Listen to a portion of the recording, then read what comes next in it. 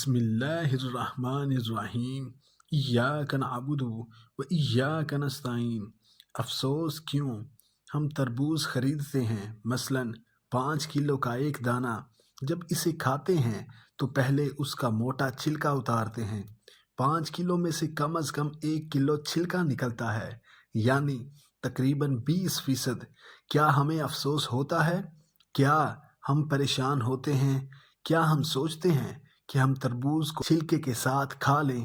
نہیں، بالکل نہیں۔ یہی حال کیلے مالٹے کا ہے۔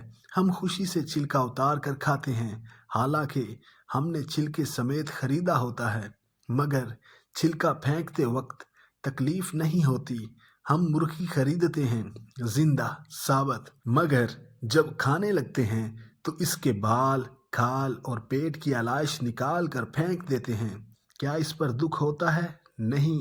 تو پھر 40,000 میں سے 1,000 دینے پر، 1,00,000 میں سے 2,500 دینے پر کیوں ہمیں بہت تکلیف ہوتی ہے؟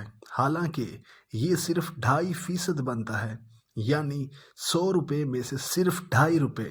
یہ تربوز، کیلے، آم اور مالٹے کے چھلکے اور گٹھلی سے کتنا کم ہے۔ اسے زکوٰۃ فرمایا گیا ہے۔ یہ پاکی ہے، مال بھی پاک، ایمان بھی پاک، دل اور جسم بھی پاک۔